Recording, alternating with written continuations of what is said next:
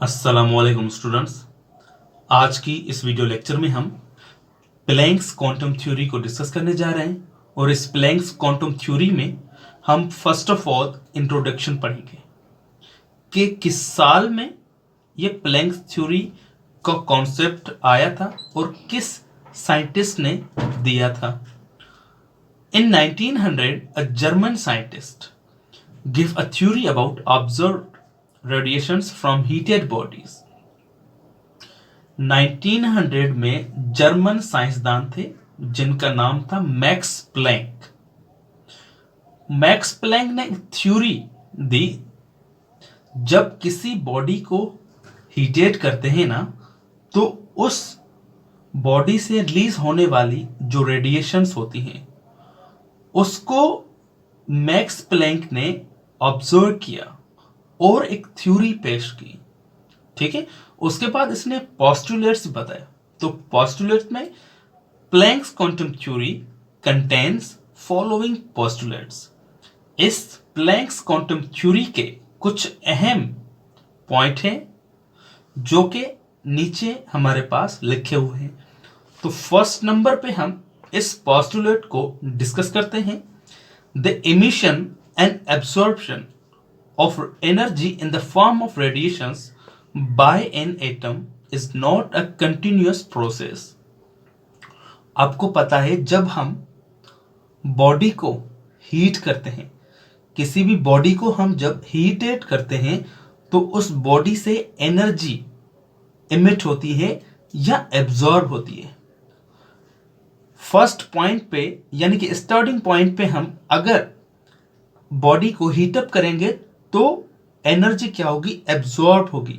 ठीक है, अगर और ज्यादा हम उसी बॉडी को हीटअप करेंगे तो उस बॉडी से जो एनर्जी है ना वो इमिट होगी, वो बाहर निकलेगी। मगर जो एनर्जी एब्जॉर्ब होगी या इमिट होगी वो किस शक्ल में होगी, किस फॉर्म में होगी, इन द फॉर्म ऑफ रेडिएशंस। वो रेडिएशन की फॉर्म में इमिट होगी या एब्जॉर्ब होगी। ठीक है, उसके बाद है is not a continuous process. ये जो प्रोसेस है यानी कि एनर्जी इमिट हो रही है, एब्जॉर्ब भी हो रही है। किस फॉर्म में, किस शक्ल में, रेडिएशंस की शक्ल में।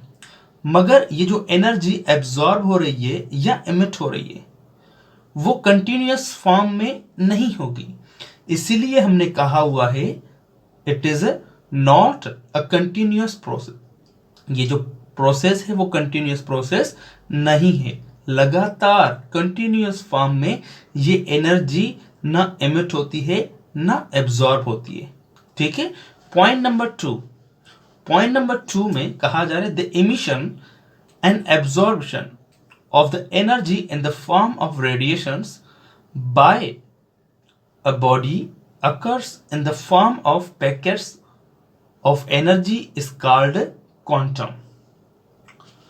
अब इसका यह मतलब है कि जो एनर्जी इमिट हो रही है या एनर्जी एब्जॉर्ब हो रही है, किस शक्ल में, रेडिएशन की शक्ल में, इन the form of radiations, radiation की शक्ल में जो एनर्जी इमिट हो रही है या एब्जॉर्ब हो रही है, ये छोटे छोटे पैकेट्स की शक्ल में या छोटे छोटे बंडल्स ऑफ एनर्जी की शक्ल में ये प्रोसेस होता है।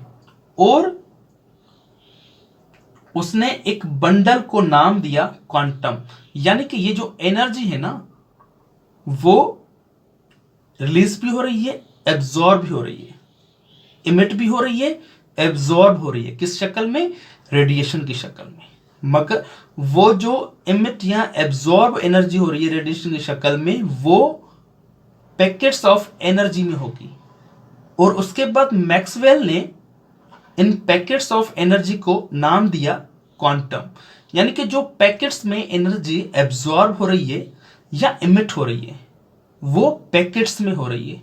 उसके बाद लास्ट में मैक्सवेल प्लैंक्स ने जो नाम दिया इन पैकेट्स ऑफ एनर्जी को क्वांटम। ठीक है, उसके बाद है नंबर थर्ड पे द एनर्जी रिलीज्ड और absorb by a body is directly proportional to the frequency of radiations emitted or absorbed.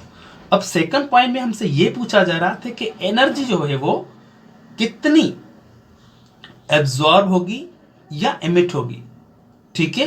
तो वो जवाब हमें तीसरी पॉइंट में मिल गया है। यानी कि कहा जा रहा है जो एनर्जी रिलीज्ड हो रही है या एब्जॉर्ब हो रही है पैकेट्स की शक्ल में, वो डायरेक्टली प्रोपोर्शनल है फ्रीक्वेंसी के। फ्रीक्वेंसी क्या है? द नंबर ऑफ वाइब्रेशन पर सेकंड, या कह सकते हो द नंबर ऑफ रोटेशन पर second, the number of revolution पर सेकंड, ठीक है। ये फ्रीक्वेंसी की डेफिनेशन है। तो क्या कहा हमने? जो एनर्जी रिलीज हो रही है, एब्जॉर्ब हो रही है पैकेट्स की शक्ल में, वो डायरेक्टली प्रोपोर्शनल है फ्रीक्वेंसी के। यानी कि नंबर ऑफ वाइब्रेशन पर सेकंड जितनी ज्यादा होगी, यानी कि नंबर ऑफ वाइब्रेशन पर सेकंड जितनी ज्यादा होगी ना जिस पैकेट की, उसकी एनर्जी भी उतनी ही ज्यादा होगी। इट मींस एनर्जी जो रिलीज हो रही है या एब्जॉर्ब हो रही है, उसका रिलेशनशिप फ्रीक्वेंसी के साथ क्या होगा? डायरेक्टली प्रोपोर्शनल होगा। यानी कि अगर फ्रीक्वेंसी ज्यादा होगी तो ये जो पैकेट्स ऑफ एनर्जी है ना, रिलीज होगी या एब्जॉर्ब होगी, वो उतनी ही ज्यादा होगी। तो एनर्जी और फ्रीक्वेंसी के दरमियान में जो हमारे पास रिलेशनशिप आ रहा है वो आ रहा है डायरेक्ट। एक चीज बढ़ेगी तो दूसरी चीज भी खुद ब खुद बढ़ जाएगी। अब उसको हम देखते हैं मैथमेटिकली। तो मैथमेटिकल में हमारे पास इक्वेशन है, एनर्जी विच आर एब्जॉर्ब और released is directly proportional to the frequency. ये ई है, ई हमने रिप्रेजेंट की हुई है एनर्जी, और ये साइन है प्रोपोर्शनलिटी की, और ये हमारे पास v नहीं है, न्यू है, विच मीन्स फ्रीक्वेंसी, ठीक है। आपको पता है जब ये जो साइन है प्रोपोर्शनलिटी की वो खत्म होती है तो उसकी जगह इज इक्वलिटी की एंड कांस्टेंट की साइन रखते हैं हम। तो हमारे पास इक्वेशन बन जाती है E is equal to H nu, where is E is a energy. अब एनर्जी एब्जॉर्ब होती है या रिलीज भी होती है, किस शक्ल में? रेडिएशन की शक्ल में। तो E को रिप्रेजेंट किया हुआ है एनर्जी एब्जॉर्ब और रिलीज्ड, एंड न्यू जो कि हमने यहां पे पढ़ा था क्या है? Frequency of electromagnetic radiations. H जो है वो प्लैंक्स कांस्टेंट है, ठीक है। H क्या है? प्लैंक्स कांस्टेंट है, ठीक है। अब प्लैंक्स कांस्टेंट की वैल्यूज होती है, एक होती है अर्ग सेकंड में और दूसरी होती है जूल सेकंड में। तो आपके पास पेपर में ये क्वेश्चन आ सकता है कि अर्ग सेकंड जो वैल्यू है प्लैंक्स कांस्टेंट की वो क्या है, और ये भी आ सकता है कि जूल सेकंड प्लैंक्स कांस्टेंट की जो वैल्यू है वो क्या है। तो आइए देखते हैं 6.625 इंटू 10 रेज माइनस 27 अर्ग सेकंड। अगर ये वाली वैल्यू आ जाए अर्ग सेकंड में तो आप यही चीज लिखना, ठीक है। और उसके बाद जूल सेकंड की जो वैल्यू है वो है 6.625 into 10 raise minus 34 joule second.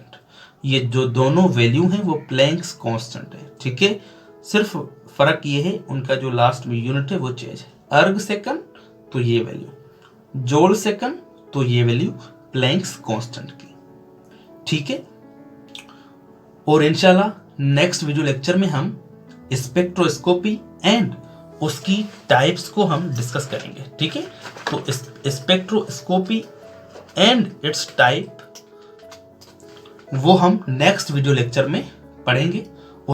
और अगर ये लेक्चर आप सबको समझ में आ गया है तो आप हमारे इस YouTube चैनल को लाजमी सब्सक्राइब एंड बेल आइकन को क्लिक करें ताकि हमारी अगली वीडियो की नोटिफिकेशन आपको जल्द से जल्द रिसीव होती रहे।